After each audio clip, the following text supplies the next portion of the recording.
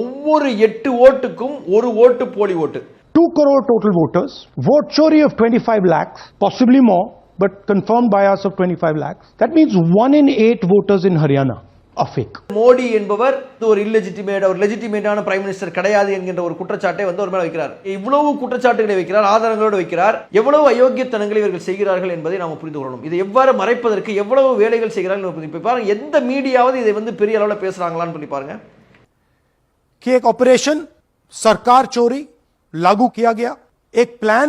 செய்தியும் சிந்தனையும் என்கின்ற நிகழ்ச்சியின் வாயிலாக தினம்தோறும் பத்திரிகைகளில் வரக்கூடிய செய்திகளையும் அது குறித்து நமது பார்வைகளையும் பார்த்து வருகிறோம். அந்த அடிப்படையில் இன்றைய தினம் சில நாட்களுக்கு முன்னால் எதிர்க்கட்சி தலைவராக இருக்கக்கூடிய ராகுல் காந்தி அவர்கள் ஒரு முக்கியமான ஒரு பிரஸ் கான்ஃபரன்ஸை வந்து நடத்தி இருக்கிறார். ஹைட்ரஜன் பாம் என்று அவர் சில காலமாக சொல்லிக் கொண்டு இருந்தார். அதை வெளியிடவிருக்கிறோம் என்று ஏற்கனவே 2 இடங்களில் தேர்தல் முறைகேடுகளை அவர் விளக்கினார். ஒன்று பெங்களூரில் இருக்கக்கூடிய மகாதேவ்புரா என்கின்ற ஒரு தொகுதியும் ஆனந்த் என்கின்ற ஒரு தொகுதியை குறித்தும் அவர் வந்து பேசியிருந்தார். இப்போது 3வதாக நான் ஹைட்ரஜன் பாம் போட போகிறேன் என்று சொல்லிக் கொண்டிருந்த அவர் பீகார் தேர்தல் முடிஞ்ச உடனேயே அதை வந்து செய்திருக்கிறார். அவர் என்ன சொல்றாருன்னா, ஹரியானா தேர்தலை திருடி விட்டார்கள் என்று வெளிப்படையாக சொல்றார். அதற்கு 100% எங்களுக்கு வந்து ஆதாரங்கள் இருக்கு என்பதை வந்து சொல்கின்றார். கூடுதலாக இந்த ஹரியானா தேர்தலை போன்றுதான் ஒட்டுமொத்தமாக இந்தியாவில் அனைத்து இடங்களிலும் தேர்தல் சமீபத்தில் நடந்திருக்குது. கடந்த நாடாளுமன்ற தேர்தல் கூட இவ்வாறு தான் திருடப்பட்டு இருக்கிறது என்ற குற்றச்சாட்டை வைக்கிறார். இதை நிரூபிப்பதற்கு நாங்கள் எல்லா தொகுதிகளையும் எல்லா மாநிலங்களையும் எடுக்க முடியாது. ஹரியானாவை ஒரு எடுத்துக்காட்டாக நாங்கள் எடுத்துக்கிறோம். ஏன்னா ஹரியானாவில் 100% நாங்கள் ஜெயிப்போம் என்கின்ற நம்பிக்கை வந்து எங்களுக்கு இருந்தது. ஏனென்றால் தேர்தலுக்கு முன்னாடி நடக்கக்கூடிய வாக்கு கணிப்புகளிலையும் தேர்தல் நடந்து முடிஞ்சு மக்கள் வெளியே வரும்போது நடக்கக்கூடிய எக்ஸிட் போல்லையும் காங்கிரஸ் தான் வெற்றி பெறும், சாதாரணமாக இல்லை, ஸ்வீப்பிங் வெற்றி, முழுமையாக வெற்றி பெறும் என்று சொல்லப்பட்டது. இப்படிப்பட்ட ஒரு நேரத்தில் எங்களுடைய தோல்வியை எங்களால் பொறுத்துக் கொள்ள முடியவில்லை. இதை தாண்டி எங்களுடைய அந்தந்த பகுதியில் இருக்கக்கூடிய வாக்குச்சாவடி முகவர்கள், அங்கே இருக்கக்கூடிய வேட்பாளர்களுடைய ஃபீட்பேக்குமே வந்து நாங்கள் காங்கிரசுக்கு தான் ஓட்டு போட்டோம் என்று நிறைய பேர் சொல்லக்கூடிய ஒரு காரணத்தினால ஜெயிப்போம் என்கின்ற நம்பிக்கையில் இருந்த சூழல்ல அதற்கு மாற்றமாக அந்த தீர்ப்பு வந்து வந்திருக்கிறது. தோல்வி என்கின்ற ஒரு சூழல் வந்து நடந்திருக்குது. அப்போ இதை வந்து விசாரிக்க வேண்டும் என்கின்ற அடிப்படையில் பல மாதங்களாக அதில் உழைத்து அவர்கள் வந்து பல பகிரங்கமான குற்றச்சாட்டுகளை வந்து வைக்கிறார். ஏறக்குறைய 25 லட்சம் வாக்குகள் திருடப்பட்டிருக்குன்னு சொல்லி சொல்றாரு. திருடப்பட்டிருக்குன்னா அதுல 19 லட்சம் வாக்குகள் எப்படிப்பட்ட வாக்குகளாக இருக்குதுன்னு சொல்லி கேட்டீங்கன்னா, பல்க் வாக்குகள், ஒரே இடத்தில் 500 ஓட்டு, 300 ஓட்டு, 200 ஓட்டு என்று இருக்குது. ஆனா 500 ஓட்டு, 300 ஓட்டு, 60 ஓட்டு, 80 ஓட்டு இருக்கக்கூடிய ஒரு வீட்டுக்கு போய் பார்த்தீங்கன்னு சொல்லி சொன்னீங்கன்னா, ஒரு வீட்டில் 500 ஓட்டு இருக்குமா? அப்போ எவ்வளவு பெரிய வீடு இருக்கணும். சரி, அந்த வீட்டுக்கு போய் பார்க்கலாம்னு சொன்னா 500 ஓட்டு அங்கே இல்லை. பிஜேபியை சார்ந்தவர்கள் இருக்கக்கூடிய வீடுகளிலேயே 60 ஓட்டு இருக்கு, 63 ஓட்டு இருக்குன்னு சொல்லி சொல்றாங்க. அந்த வீடுகளுக்கு போனால் 63 ஓட்டு இல்லை. இப்படிப்பட்ட ஒரு ஏமாற்று வேலை 19 லட்சம் நடந்திருக்குது. இது 100% எந்த விதமான குறைகளும் இல்லாமல் எங்களால் அந்த ஆதாரங்களை கொடுக்க முடியும்னு சொல்லி அவர் வந்து சொல்றார். அது சம்பந்தமான விஷயங்களை எல்லாம் பவர் பாயிண்ட் ஸ்லைடில் வந்து போட்டு தெளிவாக விளக்குகிறார்.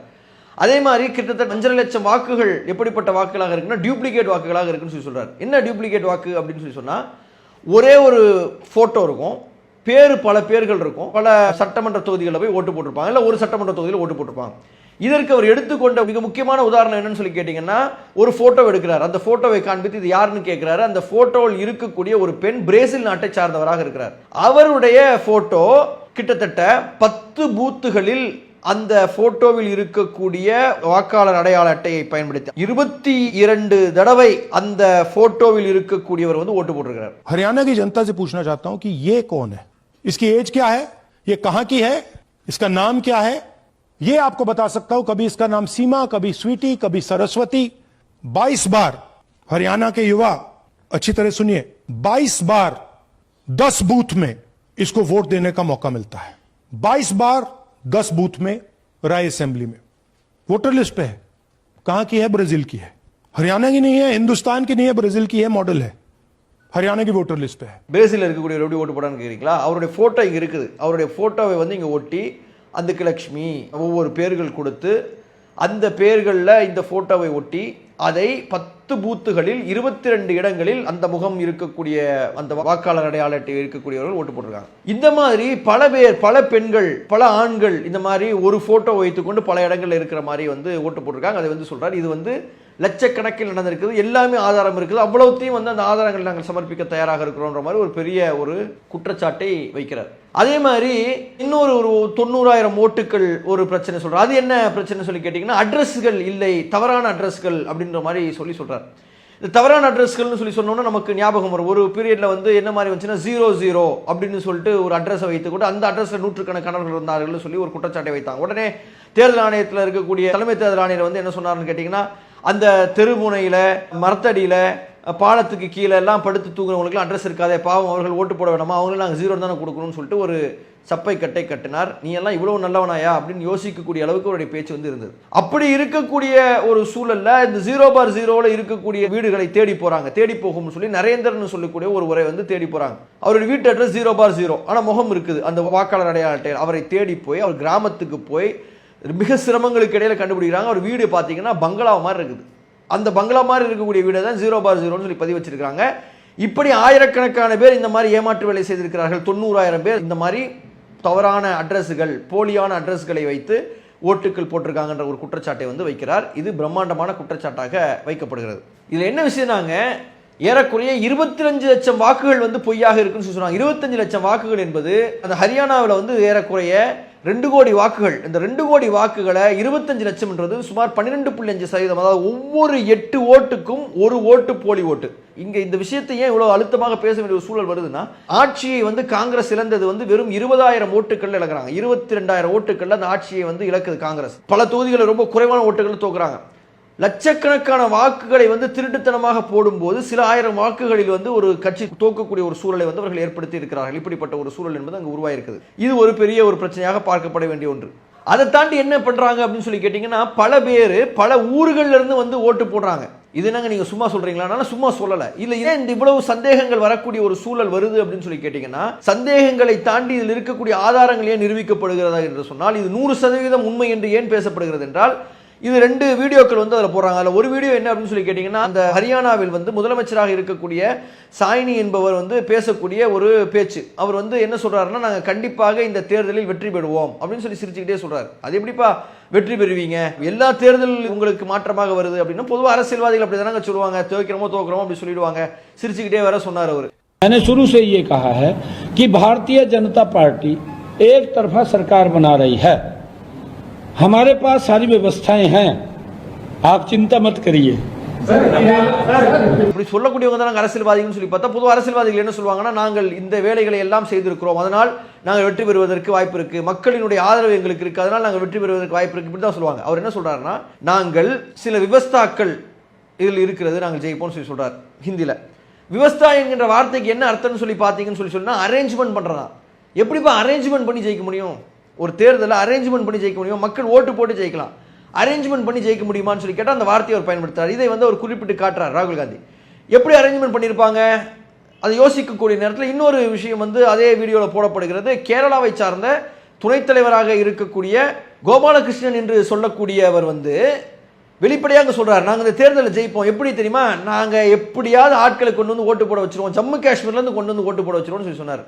ஏதோ விளையாடுறாங்களா இல்லை பைத்திய மாதிரி பேசுறாங்களான்னு நினைச்சா உண்மையாவே நடந்திருக்குது. என்னன்னு பாத்தீங்கன்னா, உத்தரப்பிரதேசத்தில் இருக்கக்கூடிய ஒருவர் உத்தரப்பிரதேசத்தில் ஓட்டு போட்டிருக்காரு. சில மாதங்கள் கழிச்சு அவரே வந்து சண்டிகர்ல ஓட்டு போட்டிருக்காரு. சாதாரண ஆள் இல்ல, அவரு பிஜேபியினுடைய கவுன்சிலர், சர்பஞ்ச்னு சொல்லி சொல்றாங்க, அந்த பஞ்சாயத்துகள் இருக்கக்கூடியவங்க போல தெரியுது, சர்பஞ்சாக இருக்கக்கூடியவர், அவருடைய மகன் உத்தரப்பிரதேசத்திலையும் ஓட்டு போடுறாங்க, ஹரியானாலையும் ஓட்டு போடுறாங்க. இப்படி ஒருத்தர் 2 பேர் இல்ல, ஆயிரக்கணக்கானவர்கள் போட்டிருக்காங்க. அவ்வளவு ஆதாரங்களும் இருக்கு என்கின்ற ஒரு கருத்து வந்து வைக்கப்படுகிறது. இப்படிப்பட்ட ஒரு மோசடி வந்து நடந்திருக்கிறது. அதை தாண்டி என்ன விஷயம் சொல்லி கேட்டீங்கன்னா, இந்த 0/0ன்னு சொல்லி சொன்னாங்கல்ல, இந்த 0/0ல இருக்கக்கூடியவங்க எல்லாம் வந்து ரொம்ப பாவம், ஏழைகள், எளிமை மக்கள், அவங்களுக்கு தான் 0/0ன்னு சொல்லி சொன்னாங்கல்ல. அப்படிலாம் இல்ல.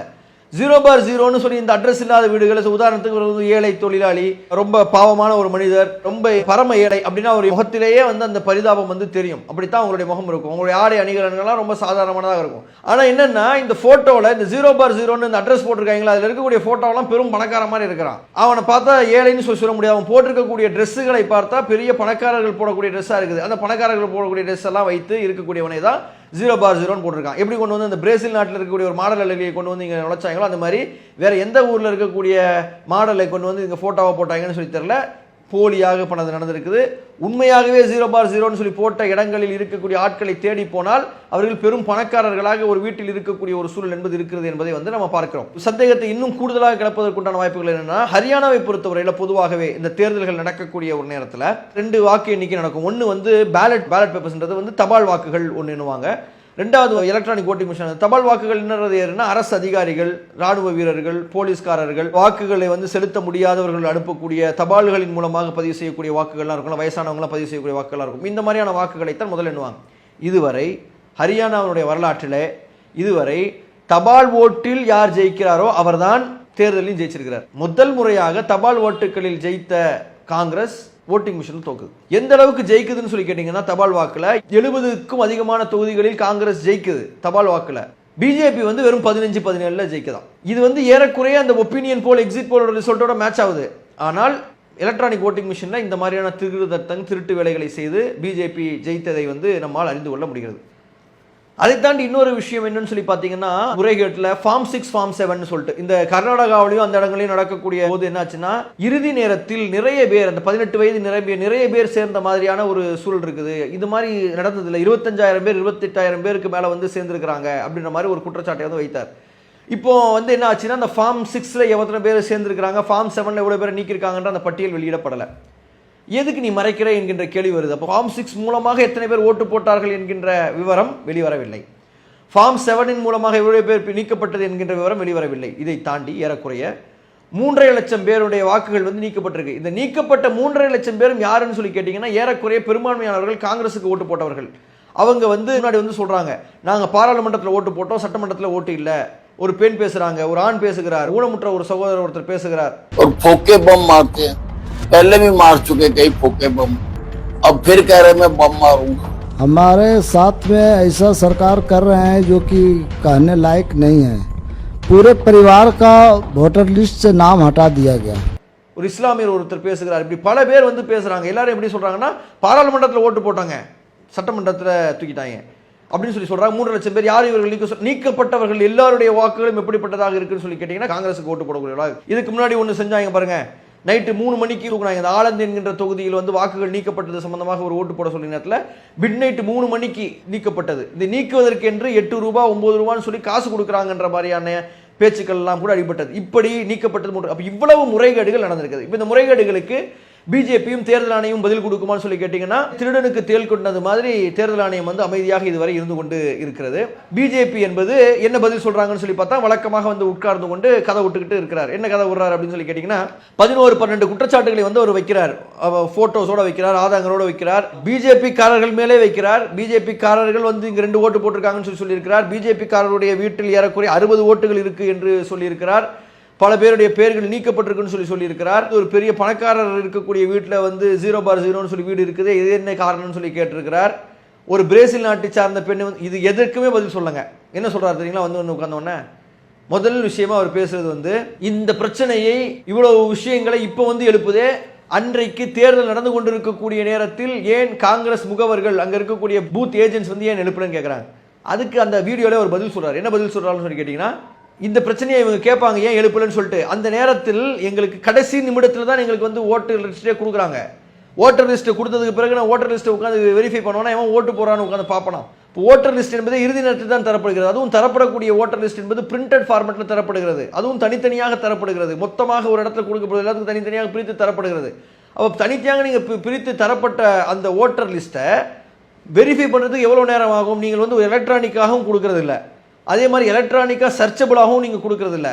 பிரிண்டடாக கொடுத்தீங்கன்னா அதில் இருக்கக்கூடிய குறைபாடுகளை கண்டுபிடிப்பதற்கு மாத கணக்கில் தான் ஆகும். அவர் எவ்வளவு ஃபார்ம்கள் கொடுத்துருக்காங்கன்னு சொல்லி பார்த்தீங்கன்னா, அது ஒரு பெரிய ஒரு தள்ளு வண்டியில் ஒரு 7 அடி 8 அடி உயரத்துக்கு வந்து அடுக்கி வச்சு கொண்டு வர அளவுக்கு வந்து அங்கே வந்து லிஸ்ட்டுகள் இருக்குது என்பதை நீங்கள் வந்து பார்க்கணும். இதை வந்து ஒரு கேள்வியாக வந்து பெரிய அறிவாளித்தனமாக கேட்கிறார்கள். ரெண்டாவது என்ன கேள்வி வந்து கேட்கப்படுகிறது, நீங்கள் வந்து தேர்தல் கருத்து கணிப்பில் வந்து நாங்கள் ஜெயிச்சதாக வந்தது, அதற்கு பிறகு தோற்று விட்டோம்னா இதற்கு முன்னாடி எல்லா அரசியல் கட்சிகளிலையும் நடந்து தானே இது இருக்குது என்கின்ற ஒரு கேள்வியை வந்து அவர் கேட்டிருக்கிறார். அப்போ எல்லா அரசியல் கட்சிக்கும் இது நடந்திருக்கு அப்படின்னு சொல்லி சொன்னா, இது வந்து இந்த தேர்தலில் அவங்க இன்னும் பல குற்றச்சாட்டுகளை வைக்கிறாங்க. அதற்கு நீங்க பதில் சொல்லாம விஷயத்தை திசை திருப்புவது மாதிரி பேச. அதை தாண்டி ஏன் வந்து நீங்க தோக்குறீங்க தெரியுங்களா, நீங்க தேர்தலில் பிரச்சாரமே பண்றது கிடையாது, தேர்தலில் பிரச்சாரம் பண்ணாம வெளிமாநிலங்களுக்கு போயிடுறீங்க, இப்படி எல்லாம் விஷயங்களை வந்து வைக்கிறாங்க. அப்ப நம்ம என்ன புரிந்து கொள்ளணும்னு சொல்லி கேட்டா, இவர்கள்கிட்ட பதில் இல்லை. தேர்தல் ஆணையம் போன தடவை வந்து உட்கார்ந்து தேர்தல் ஆணையர் ஏறக்குறைய ஒரு அரசியல்வாதி மாதிரி தான் பேசிட்டு வந்து போனார். இப்போ இதற்கு பதில் கொடுப்பதற்கு இன்னும் ஆட்கள் வெளியே வரவில்லை. வைக்கக்கூடிய குற்றச்சாட்டு என்பது பிரம்மாண்டமான குற்றச்சாட்டு. வெளிப்படையாக என்ன வைக்கிறாருன்னு சொல்லி கேட்டீங்கன்னா, தேர்தல் ஆணையர் ஒரு பொய்யர்னு சொல்றார். அவர் ஒரு லையர், பொய்யர் அப்படின்ற ஒரு வார்த்தையை வந்து வைக்கிறார். அதை தாண்டி ஆண்டு கொண்டிருக்கக்கூடிய முதல்வர் இல்லெஜிட்டிமேட்னு சொல்றார். அதாவது இவர் அந்த ஆட்சி செய்வதற்கான தார்மீக உரிமை இல்லை, இவர் ஆட்சி செய்ய முடியாது என்று குற்றச்சாட்டு வைக்கிறார். அதே மாதிரி வந்து பொய்யாக ஆட்சி செய்கிறார். இதே மாதிரி ஒரு நடைமுறை தான் இந்தியாவினுடைய நாடாளுமன்ற தேர்தலில் நடந்துச்சு. அதனால மோடி என்பவர் ஒரு இல்லெஜிட்டிமேட், ஒரு லெஜிட்டிமேட்டான பிரைம் மினிஸ்டர் கிடையாது என்கின்ற ஒரு குற்றச்சாட்டை வந்து ஒரு மேல வைக்கிறார். அப்ப நீங்க இவ்வளவு குற்றச்சாட்டுகளை வைக்கிறார், ஆதாரங்களோடு வைக்கிறார்.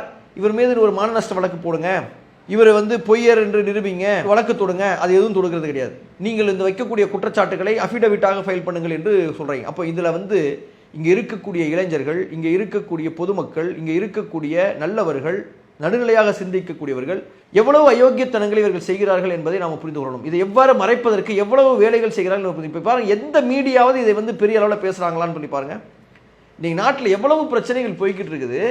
இந்த நாட்டையே சீரழிக்கக்கூடிய ஒரு வேலை. ஒரு கட்சி தொடர்ச்சியாக ஆட்சிக்கு அதாவதுங்க, யார் நல்லவர்கள் யார் கெட்டவர்கள் என்பதை மக்கள் முடிவு செய்து கொள்ளட்டுங்க. யார் ஆட்சி செய்யணும் யார் ஆட்சி செய்வேனான்றதை மக்கள் முடிவு செய்து கொள்ளட்டும். பெரும்பான்மையான மக்கள் யாரை ஆட்சி செய்யணும்னு சொல்லி கொண்டு வருவதற்காகத்தான் மக்கள் ஆட்சின்னு சொல்லி சொல்றாங்க. ஆனால் நீ என்ன வேணாலும் நினை, நாங்க தான் ஆட்சிக்கு வருவோம் அப்படித்தானே பேசினாரு. அந்த கேரளாவில் இருக்கக்கூடியவர் அப்படிதான் பேசியிருக்கார். ஹரியானாவினுடைய முன்னாள் முதல்வராக இருந்தவர் வந்து தேர்தலில் தோற்றுவோம்னு சொல்லி சொல்லும் போது நாங்கள் வந்து விவஸ்தா செய்திருக்கிறோம், அரேஞ்ச்மெண்ட் செய்திருக்கிறோம் என்று சொல்றார். அப்ப நீங்க அப்படி சொல்லி வரக்கூடிய உங்களுக்கு தைரியம் இருக்குன்னு சொல்லி கேட்டீங்கன்னா, இந்த மாதிரியான முறைகேடுகளை பண்றீங்க என்ற உங்களுக்கு எண்ணம் உங்களுக்கு இருக்கத்தானே செய்யுது. அதுதான் மக்கள் நினைக்கிறாங்க. அப்ப நம்ம என்ன புரிந்து கொள்ளணும்னா, இந்த மாதிரி செய்து நீங்கள் வந்து ஆட்சிக்கு வருவது என்பது அயோக்கியத்தனம். மக்கள் ஓட்டு போட்டு வருவதற்கு பேர் தான் மக்கள் ஆட்சி. அப்ப இப்படி ஒரு கூட்டம் ஆட்சிக்கு வருகிறது என்றால் அதை எதிர்க்க வேண்டிய கடமை என்பது நடுநிலையாளர்களுக்கு இருக்கிறது.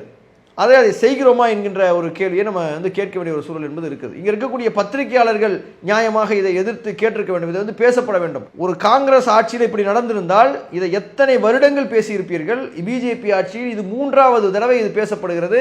இதை குறித்து எந்த விதமான பெரிய அளவிற்கான பிரச்சனையும் இல்லை. மக்கள் மத்தியிலே மிகப்பெரிய அளவிற்கு இதற்கான எழுச்சிகள் வந்து வர வேண்டிய ஒரு தேவை என்பது இருக்கிறது. இளைஞர்கள் இதை குறித்து சிந்திக்க வேண்டிய ஒரு அவசியம் என்பது இருக்கிறது. இது உங்களுடைய எதிர்காலத்தை வீணடிக்கக்கூடிய ஒரு செயல்.